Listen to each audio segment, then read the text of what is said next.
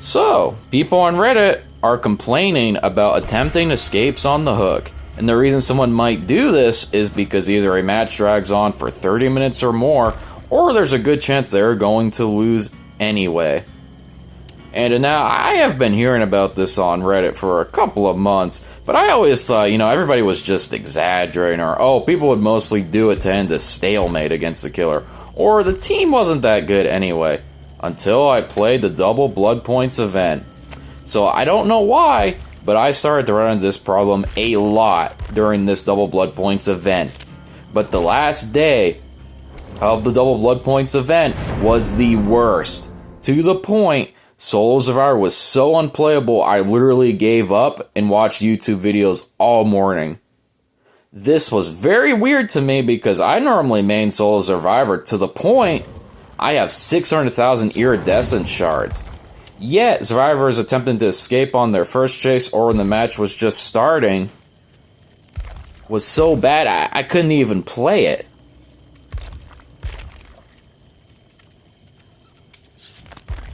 And on top of all this, you have to deal with all the Solo Survivor problems and killer problems on top of that.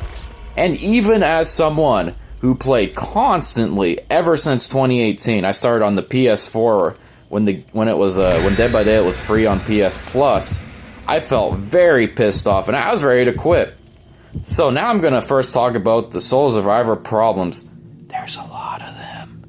So let's talk about how your Solo Survivor team might play. As soon as the game starts, your solo team might just wander around the map doing dull totems, opening chests, looking for the legend of the basement chest guard or Bubba, or just wander around the borders of the map looking for a new way out, hiding in a locker, or maybe real life just got a little too busy so your teammate went AFK. Okay, fair enough. But if this goes on long enough, you're probably going to lose. Well, alright, so your team don't do that. So we're good, right? Like, alright, so our team's not doing that, so like we're fine, right? Well, your solo team might actually know the basics of Dead by Daylight, but that doesn't mean they are going to actually follow them. Your team might think it's more fun to just start on every pallet they can on the map, keep jumping out of a locker over and over again, trying to get the killer to come to you, spend the entire game following you around trying to grief you. Your team might even just meme around, only staying in lockers then jumping out to stun the killer with their buddies with head on. But I will admit, honestly, the meme builds are pretty funny to witness and even participate in, trying to help each other out in their challenges. But you're probably going to lose.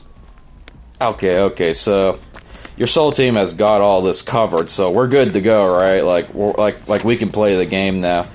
Yeah, but somebody's got to do the generators. It's probably not going to be your team. Your team's probably not going to do shit if you play solo. You might get a team that can't even find the generators, even on easy maps. They might actually even find them and not do them anyway. Your team could just decide to follow you around with a flashlight or a sabo perk trying to break a hook or stun the killer while you are in a chase. Even if your solo team does the generators, they could just keep blowing the skill checks over and over again. And what this is actually a strategy, and what this strategy does is it brings the killer to you so that the killer can put you guys both out of your misery. And hey, I guess that's one way to escape. Okay, so you and your solo teammate are almost done a generator. Oh boy, a half a quarter or a sliver away from completion. Yes! So, okay, we're gonna get a gen done. Oh, I see the killer heartbeat, but hey, all we have to do is stay on the generator. And we get a generator down. 4 more to go. Yeah, woohoo! But then your solo teammate runs away. So the killer just sits on the generator. What should have been an easy win. And honestly, the killer might even down both of you anyway and gain pressure. If your solo team does any of these things, you're probably going to lose. Alright, so my solo team just completed 4 generators. Only 1 more generator to go and we can escape. Oh, it looks like 3 generators are close together. And you're sacrificed. But there's only one generator! Sacrificed. Well, not quite, but there's a good chance you and your soul team are going to lose. But why? Well, because the gens are so close together, Killer just walk back and forth, breaking the generators while injuring you and your team. When you try to heal and do the generators, they will just be regressed. So you either get lucky and actually complete a generator, or the killer walks a couple of steps to the generator and either just injures you or downs you until you either just let the killer kill you to move on to the next match, or you waste 30 minutes or more trying to escape for like what, 30,000 more blood points or something like that, when you would literally just get more blood points just by moving on to the next match. If it's a Legion who will just Naruto run towards you and your team, you're pretty much stuck. You're gonna have to deep mend while injured, so add another 30 minutes trying to get rid of the deep mend and trying to heal. If it's a Skull Merchant, she will just put drones near the 3 gens, and when she sees you with her orbital fucking VSAT, she'll just walk over and injure you. Or, okay, so let's say you're in the drone area long enough, you'll just get injured from the drones, from just being in the drone radius. So okay, so let's say you disable the drones. Oh, the Skull Merchant will just walk over to the fucking drone that is disabled, will just injure you, and she will at least know what generator you are working on. So add another 30 minutes. If it's the Knight, he will just keep placing guards near the generators over and over again. So you either get injured by the Knight's guards, or okay, so you successfully evade them. Then the Knight just places another guard. And if the Knight is nearby, they might even let the guard injure you. Then the Knight will just injure you himself. Since you can only take 2 hits as a survivor, you're gonna go down. So add another 30 minutes. Oh yeah, and the Knight can see or hear one of his guards rising. If the Knight doesn't see one of his guards rising, chasing you, you'll probably hear the yeah or the yeah. And if the Knight doesn't hear that from his guards, you'll probably hear the loud ass fucking judgment trumpets. And if the Knight doesn't see the 1 visual cue or hear the 3 audio cues, then you probably got a shit ass killer or a new killer. So now you're probably asking, why would anyone want to waste 30 or more minutes trying to escape a match like that for what? A couple of more blood points? When you'd honestly probably just get more blood points just by going to a fresh new match. Well, unless you're trying to get an achievement. Well, that's because, okay, so let's talk about hooks and healing. Oh boy. Okay, so let's say you get hooked, and you probably, even if you're the best player in the world, you're probably gonna get hooked.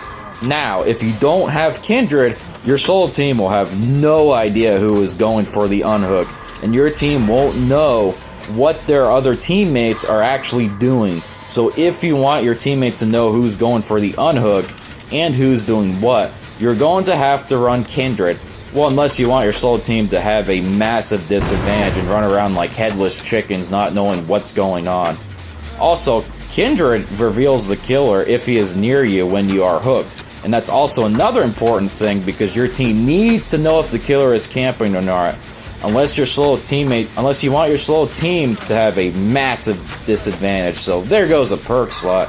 Now we are on the subject of camping.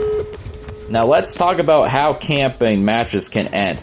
Either your solo teammate sees the killer camping and they decide to run around in big circles doing nothing.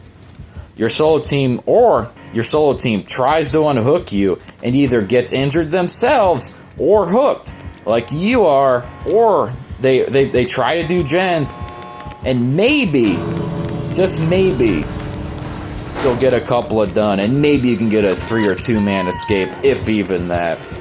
And when there's only 2 survivors left, the killer's probably gonna win if there's a lot of gens left, so that's why the killers camp. So now what happens if the killer keeps chasing you, which is called tunneling? You pray to the entity your team does anything. You also pray to the entity you get a good pallet loop or any pallets near you.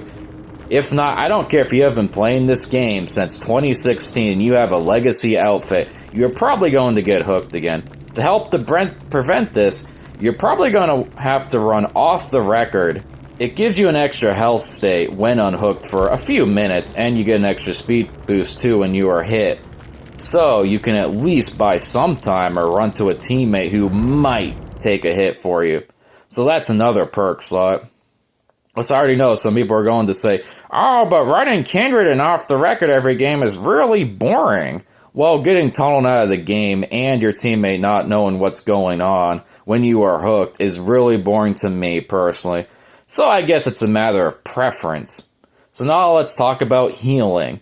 So here's how your solo teammate might decide to heal. They might just heal you right under the hook and risk getting downed because the killer sees an audio cue when a survivor is unhooked. But if a killer is chasing another survivor, it's probably a good idea to just heal. You'll have to use your judgment on this one, and you'll hope your team will be able to use your same judgment too. Or they'll run all the way to the back of the map to self-care. Or they'll run to an unsafe area or the back of the map with no pallets so they just get downed or get you injured or even down too. Or you follow them to a locker because they have like inner heal, which will just heal them in a locker, but you had no idea they had this perk because you were playing solo survivor. Or they miss a skill check and the killer finds you both and downs you. Now we are going to talk about looping, aka running around a pallet or using a window pretty much. So you might get a teammate who doesn't really know much about this game or can barely do it, so they get downed really fast because they're a new player. Fair enough. Or you might get an average teammate who gets downed at an average time, or the killer is so good and so strong they get downed pretty quickly. Or you get a good teammate who wastes a lot of the killer's time, but they still get down quickly if the killer is really good, strong, or they are just really using really good add-ons for that match. Or even if they are really a really good survivor, they just can't find any pallets or windows. And this is why I kind of agree with Scott Jund about how this game is kind of map dependent. If there are no pallets or windows you can use, you are probably going to get downed. And also, some maps are so comically small or have so few pallets that if the survivors throw too many pallets down, you pretty much have nothing to use the entire game, and you're probably going to lose that match, unfortunately. Also, some of the killers are better at maps than others, so that's why I guess it would be more map dependent. Okay, so everything worked out. Your solo team did great, yeah, and the exit gates are open, woohoo! If the exit gates are too close together, the killer might just walk back and forth from short distances between them, and they might get one or two sacrifices, or even more of your team. But, well, okay, so eventually you escape, yay! And yeah, you did it, you just completed your first solo survivor match. Now, was me talking about all that annoying, repetitive, boring, time wasting? Well, now imagine playing matches like that all the time, because that's honestly how playing solo survivor feels. Because these are just my experiences or other people's experiences. Now, I can imagine having to deal with messages. And now, imagine having to deal with messages being sent to you at the end of the game, or you have to deal with the end-game chat. Well, console doesn't have to deal with the end-game chat, and I thank God for that. And I also thank God there is no voice chat, because then you'd have to deal with all these stressful scenarios and people shouting at you or other drama. I have honestly think this is why a lot of people get frustrated, DC, or even attempt to escape on the hook.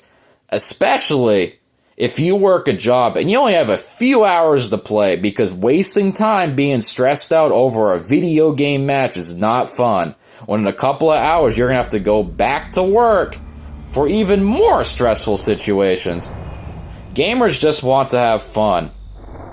But that's not even all of the problem. So let's talk about facing killers when you are a solo survivor. So, the killers you face will either be so bad that, like, you pretty much play around with them the entire match, or, like, they just got the game, so, like, you don't have to worry about them. Just don't go too toxic on them. Or the killer is average, or they are so good that they down you very fast, and if your solo team plays like I mentioned before, you are probably going to lose. If the killer plays a camping playstyle and your teammates try to unhook you, then get injured or downed, you're probably going to lose. Even if they do get some gens done, there's a good chance they are probably going to lose anyway. Now, what if a killer plays a tunneling playstyle? Well, I think odds described it best. When you sacrifice a survivor, your chances of winning that killer go up, because you only have to deal with 3 survivors, and those 3 survivors have to do like 3 or 4 gens, sometimes even more. If it's down to 2 survivors and 1 other survivor is stuck doing all the generators, you're probably going to lose, and the killer's probably going to win. And I honestly wish Ots never said that, because, you know what? He's completely right. And ever since he said that statement, and ever since that statement from Ots went popular, more and more killers are tunneling and doing it. And now survivors are just giving up. And honestly, I can't blame them. Because you'll honestly be lucky if the killer sacrifices you, because some killers will just let you bleed out for minutes. If even that. Some killers will keep picking you up and dropping you, so now you can't even bleed out, wasting so much time. The craziest part is, some people defend this. Like, could you imagine getting home from work and you only have, like, what, 10 hours, sometimes even less if you have nothing else to do? And now you have to play a game where some killer control you for 30 minutes or more. And some people defend this behavior. And I honestly have no idea how Dead by Daylight even gets away with it. Like, let's imagine if you played GTA 5 online or Mortal Kombat, and you had to wait 30 minutes before you could move on to the next match, or just lose. And that's probably why most people give up on the hook. Or they play so bad the killer actually just sacrifices them. Because a lot of killers drag the game on for far too long, to the point it is absurd. And like, for people to defend this, look, and I know a lot of content creators kind of like they defend it, like, oh, a killer can waste 30 minutes or more just fucking with a survivor. But look, not everybody's got lucky on YouTube and can sit on their fucking asses all day and get paid for it. So sorry, we don't like to waste 30 minutes or even more. We don't have all the time in the world like you do. Even if you do have the time, it's still unacceptable. That's why I honestly laugh when people say, oh, it will be an easy fix to get the survivors to stop giving up, when there are so many things that make it miserable. And honestly, I think one easy fix right off the bat is that survivors need more of an incentive to make it to the end game. Because as of now, in 2024, you don't get many blood points for staying in a match long, or even really escaping really as survivor. So, why not move on to the next match? Can you blame them? And another fix for attempting to escape off the hook is to just give us a bot if a survivor does that. And what you could do is, I don't know, maybe make the bot look like the entity, like Black Smoke, and maybe the reason for this is the entity, you know, the entity they want to see in an entertaining bloodbath game, and the entity, they don't want to see a match end quick, you know what I mean? They want to see a bloodbath. I mean, if the entity can go to other universes, go to the fucking future, or the fucking past, and somehow get Pinhead or Freddy finger fucking to the entity's realm, then I think we can the entity can resurrect the dead, or not even. It's kind of like you know how the entity can do all this stuff in a single match. Like the entity can block windows, block generators, all simultaneously. So like, why couldn't the entity just make a bot or like make another player to kind of make the match more fun? It wouldn't even be that lore breaking to me, because the entity already is kind of pretty much like Chuck Norris, to the point where they can literally do fucking everything. So I think it could work. And honestly, so let's say my idea is like they're bad, or like, okay, so you just made the games even more miserable. Well, it's like Marth88 said back in 2018 or the 2010s. I can't remember when he said it. And this was when survivors were more powerful than the killers. And he said, okay, or something like this. He said something like this. Okay, so let's say we make the killers really overpowered or really strong. Okay. So just fix it back or adjust them. And he was right. And if you look now, the killer game is so much better now. Could you imagine if the developers did absolutely nothing? But either way, whatever happens, I will still be playing Dead by Daylight pretty much until its downfall. I just hope the servers never go down, because this is the only 2020s game I actually enjoyed, and I don't think we will ever get a game like this again. So whatever happens, if I'll be here.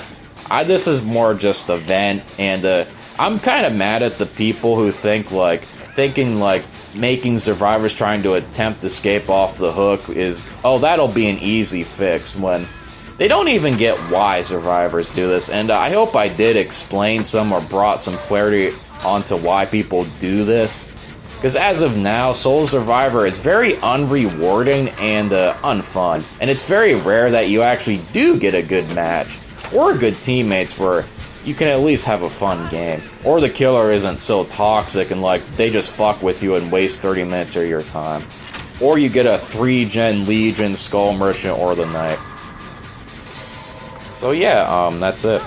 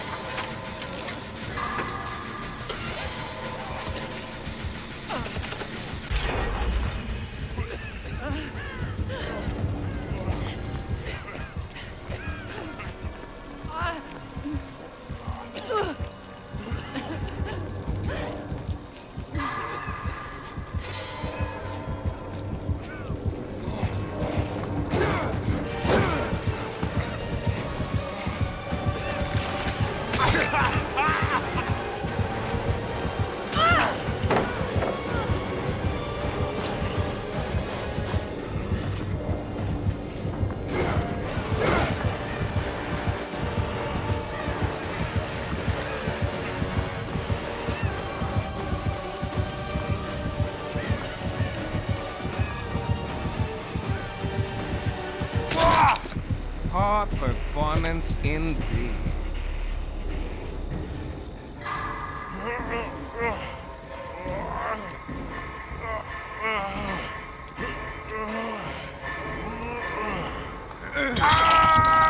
Just stop.